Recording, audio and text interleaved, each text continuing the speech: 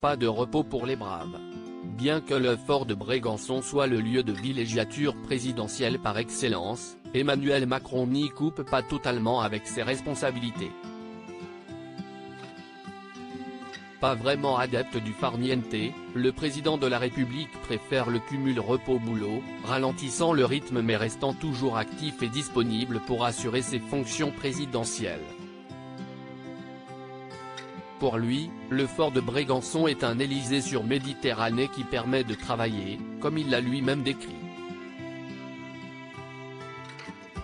Selon les informations de nos confrères de Politico, le président a, pendant ses moments de détente, quelques habitudes bien établies.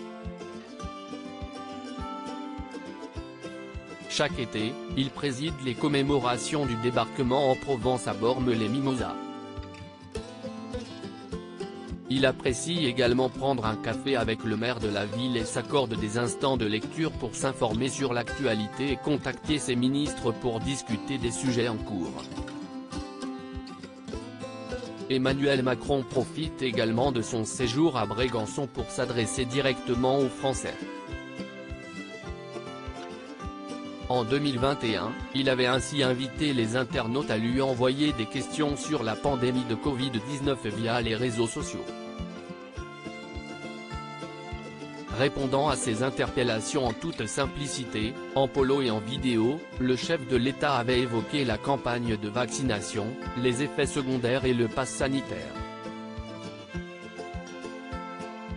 Supérieur à Brigitte et Emmanuel Macron reçoivent Theresa May et son époux au fort de Brégançon. Le fort de Brégançon, haut lieu de diplomatie. Outre ces moments de détente et d'interaction avec les citoyens, le président de la République consacre une grande partie de ses séjours dans le Var à des événements diplomatiques.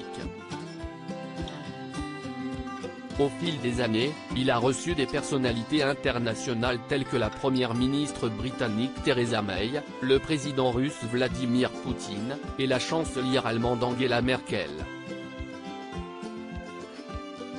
Ces rencontres diplomatiques au fort de Brégançon permettent d'aborder des sujets de portée internationale et de renforcer les relations avec d'autres pays.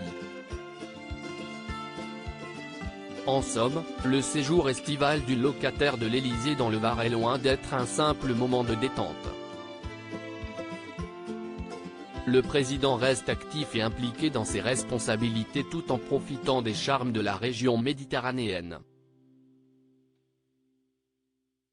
Entre travail, moments de détente et événements diplomatiques, le fort de Brégançon devient ainsi un lieu où le chef de l'État allie harmonieusement ses devoirs et son bien-être personnel. Article écrit en collaboration avec 6 médias Crédit Photo, Itartas.